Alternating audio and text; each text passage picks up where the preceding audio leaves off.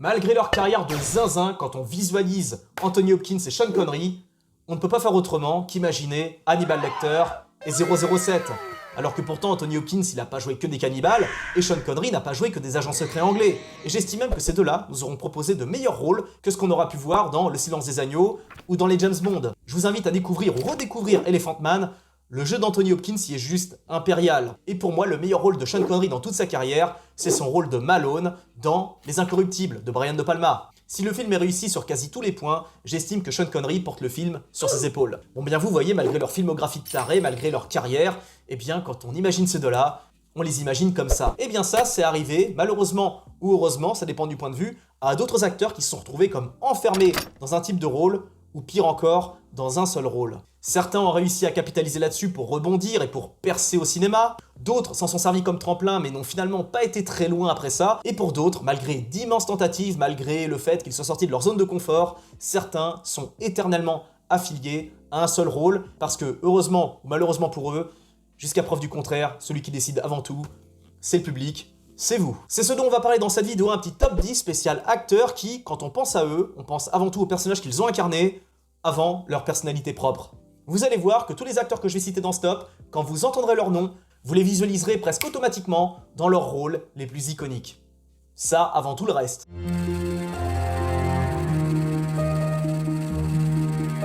En numéro 10, Heath Ledger.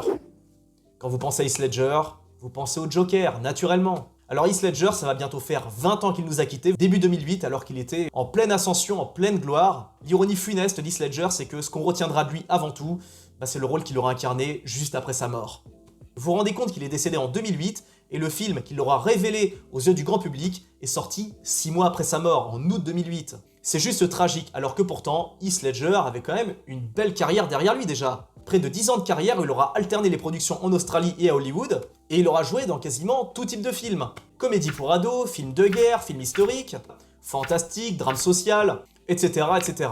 Pour autant, malgré la multitude de rôles qu'il aura incarnés, quand on pense à Heath Ledger, on pense au Joker direct. En 9ème position, si je vous dis Robert Downey Jr., vous pensez à Iron Man, bien sûr. Personnellement, je trouve qu'il est très bon dans Iron Man parce que c'est plus ou moins sa personnalité de base. Alors que pourtant, Robert Downey Jr. avait quand même une belle carrière avant de tourner dans Iron Man. J'oublierai jamais sa performance dans Tuernay. Je ne l'oublierai jamais dans Chaplin, peut-être sa meilleure prestation. Mais rien n'y fait, la com a tellement fait le boulot que quand on visualise Robert Downey Jr., on peut pas faire autrement que de le voir en tant qu'Iron Man. Même pour ceux qui n'ont pas vu les Iron Man et les Avengers. Petite anecdote assez ironique d'ailleurs, Heath Ledger est mort début 2008 et The Dark Knight a popé au cours de l'été 2008, et Robert Downey Jr. de son côté s'est fait connaître aux yeux du grand public via son Iron Man en avril 2008. D'un côté un jeune acteur fauché en pleine gloire et de l'autre côté un acteur quadra qui est revenu sur le devant de la scène via Iron Man, et il ne fait aucun doute que c'est Iron Man qui a sauvé la carrière de Robert Downey Jr. qui était vraiment...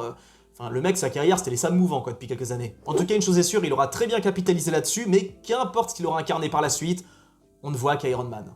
En numéro 8, Robert Pattinson.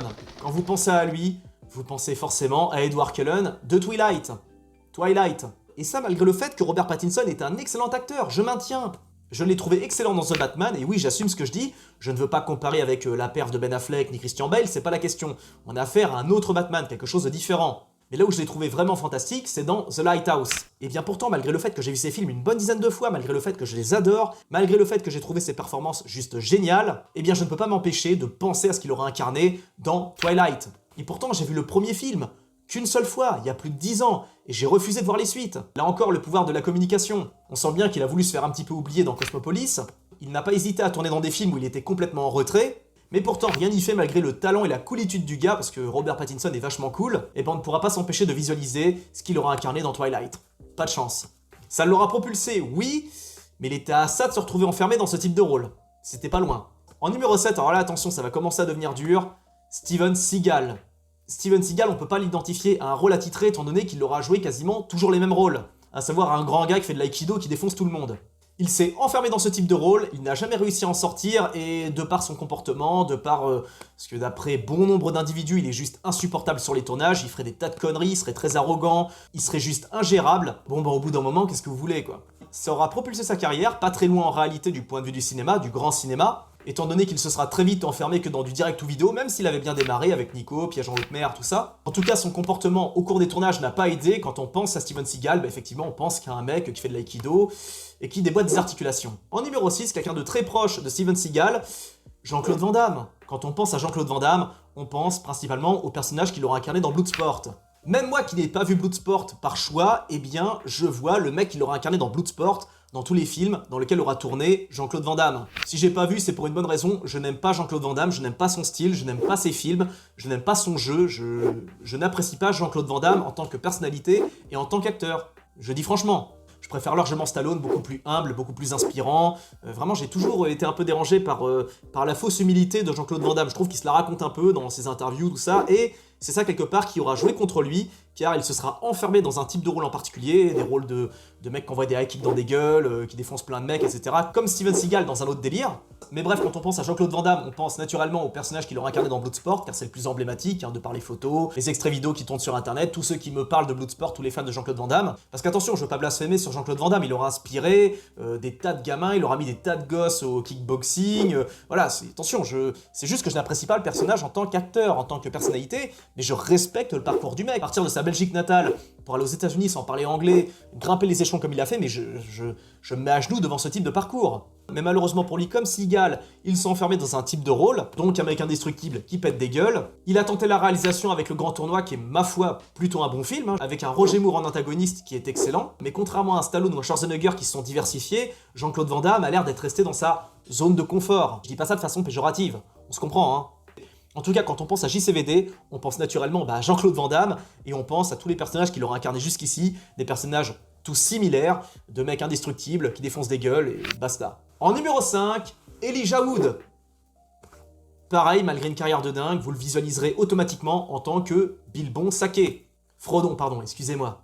Elijah Wood fait partie un peu de cette catégorie de jeunes acteurs surdoués qui avaient démarré très jeunes. Il a tourné dans Deep Impact, The Faculty. Malgré sa carrière précédente et celle d'après, rappelez-vous de sa performance dans Hooligan où il était juste excellent, et sa performance où il était, j'estime, trop bon dans Maniac, film ultra dérangeant que j'ai détesté parce que c'est beaucoup trop horrible. L'ambiance, les scènes de mise à mort, les scènes de torture. Et malgré toutes les tentatives pour faire un peu oublier qu'il a tourné dans Le Seigneur des Anneaux, eh bien on peut pas s'empêcher de visualiser Frodon en tant qu'Elijah Wood. Enfin vice versa. D'ailleurs, l'ironie là-dedans, c'est que Frodon est vu un petit peu comme le grand héros du Seigneur des Anneaux, celui qui fait détruire l'anneau, tout ça, alors qu'en réalité, c'est un véritable branleur. Celui qui fait le gros du taf, c'est Sam Genji. D'ailleurs, j'aurais pu parler de cet acteur-là également. Quand on visualise cet acteur, on voit avant tout Sam Genji. Genji, Sam, quoi. En numéro 4, Tobey Maguire. À quoi vous pensez? Spider-Man, forcément. Alors que pourtant, Tobey Maguire a par la suite essayé de faire oublier qu'il a tourné dans Spider-Man. Regardez sa performance dans Brother. On sent bien qu'il essaye de faire oublier qu'il a incarné, on va dire, l'ado modèle dans la trilogie Spider-Man. Juste après, il aura enchaîné pas mal de second rôles, il aura joué dans à peu près tous les styles possibles et imaginables. Il aura essayé, pourtant, quand on pense à Tobey Maguire, on pense à Spider-Man. Même quand j'entends son nom, même quand j'entends Tobey Maguire, je pense direct à Spider-Man, c'est chaud. Et je tiens à dire personnellement, je trouve Tobey Maguire globalement surcoté. Quand j'ai vu sa performance dans Babylone, je me suis dit... Ouais. En tout cas, vous avez vu, j'ai dit Tobey Maguire, direct, vous avez pensé à Spider-Man. Vrai ou pas? En numéro 3, Daniel Radcliffe. Harry Potter. Alors oui, ça lui a servi de tremplin, oui, ça l'a rendu riche à millions, mais quand on pense à Daniel Radcliffe, on pense à Harry Potter. Et pourtant, il aura tourné dans d'autres films, quand même assez différents, dans des registres très borderline parfois, comme dans par exemple ce truc, la Duel à Kimbo. On sent bien que là aussi, il essayait un petit peu de faire oublier qu'il a tourné dans Harry Potter. Je l'ai trouvé très sobre et correct dans La Dame en Noir. Pourtant, bien malgré tout, j'ai pas pu m'empêcher de voir autre chose qu'Harry Potter. Et il n'y a rien à faire, c'est trop tard. Si encore il avait joué Harry Potter quand il avait 10-12 ans, ça l'aurait fait, étant donné qu'avec l'âge, quand on change et tout de gueule, naturellement il aurait pu vite changer de rôle, il aurait pu se réorienter dans un autre type de personnage, et on aurait presque oublié qu'il a joué dans Harry Potter. Sauf qu'il aura tourné dans tous les Harry Potter jusqu'à ses 18 ans, je crois, donc un âge où la mâchoire est définie, donc on aura grandi avec Harry Potter, même moi, attention, je tiens à dire, je n'ai vu aucun Harry Potter, vous vous rendez compte? Je les ai pas vus, oui, je voulais montrer que j'étais pas comme tout le monde, je voulais pas regarder Harry Potter comme les gosses de mon âge, et je regrette, j'avoue. Pourtant, malgré tout, la com était tellement forte que quand je pense à Daniel Radcliffe, je visualise Harry Potter, quand il était gosse et jeune adulte. Donc, pas de chance pour lui, aucun moyen d'y échapper. En numéro 2, Liam Neeson. Quand vous pensez à Liam Neeson, vous pensez naturellement à Brian Mills de Taken et toute la multitude de rôles de mecs comme JCVD et Steven Seagal, le genre de gars indestructible, super grand qui défonce tout le monde avec des prises de Krav Maga ou je sais pas quoi. Alors que pourtant le mec a quand même une belle filmographie. Je rappelle que dans Star Wars La Menace Fantôme, il a incarné un Jedi, Qui-Gon Jinn. Perso, j'ai découvert Liam Neeson dans Darkman, l'excellent Darkman de Sam Raimi. Si vous kiffez le style de Sam Raimi et que vous n'avez pas encore vu Darkman, matez-le d'urgence. En tout cas, Liam Neeson, quand vous pensez à lui, vous imaginez un grand Irlandais fracasser des gars, péter des bouches, péter des articulations. Enfin, on l'imagine naturellement comme ça parce qu'il a tellement fait corps et âme avec son personnage de Brian Mills dans Taken qu'on n'a pas pu faire autrement que de le visualiser dans ce type de personnage. Alors que par la suite, il aura essayé un petit peu de se démarquer, tourner dans des films un petit peu différents. Par exemple, il était exceptionnel dans Le Territoire des loups. Mais comme son personnage de Brian Mills était trop marqué, trop marquant et trop iconique, il n'a pas pu faire autrement que d'enchaîner dans ce type de rôle, parce que j'imagine qu'on lui a proposé que ça. Et le public ne voulait pas spécialement, j'imagine, le voir dans autre chose que ça. En tout cas, quand vous pensez à Liam Neeson, indirectement, vous pensez à lui. Et enfin, pour terminer en number one, Laurence Fishburne. Morpheus. Vous vous rendez compte que Laurence Fishburne dans Matrix, malgré le fait qu'il ait un second rôle, il aurait été plus impactant et marquant que Keanu Reeves, qui a le premier rôle. Bon, après, c'est pas tellement compliqué, étant donné que Keanu Reeves n'a quasiment pas de jeu. En tout cas, même si c'est un second rôle, Laurence Fishburne aura marqué les esprits avec son rôle de Morpheus, à tel point que quand on le voit dans d'autres films, on pense tout de suite à « Ah, Morpheus !» On pense même pas à Laurence Fishburne, on pense à Morpheus direct. Même quand je l'ai vu dans John Wick, j'ai pensé à Morpheus. Quand je l'ai vu dans Passenger, j'ai pensé à Morpheus. Et même quand je l'ai vu dans des films qu'il aura tourné bien avant Matrix, comme par exemple Double Détente, je voyais Morpheus. Et je trouve ça dommage car j'estime que Laurence Fishburne est un excellent acteur, il sait transmettre des émotions, il sait, il a une présence, il a un magnétisme, et heureusement ou malheureusement, ça dépend du point de vue, je peux pas m'empêcher de visualiser Morpheus quand je le vois. Même quand je l'ai revu dans Apocalypse Now, il a quoi, 14-16 ans, je voyais Morpheus. Donc c'est la raison pour laquelle j'estime que Laurence Fishburne méritait sa première place. Voilà mes amis, j'espère que ce petit top 10 vous a plu, si c'est le cas, n'hésitez pas à donner votre avis dans les commentaires, n'hésitez pas à vous abonner si vous kiffez le format. Si vous voulez voir d'autres top 10, n'hésitez pas à cliquer sur ces vidéos. Plein de bisous à tous, prenez bien soin de vous, ciao.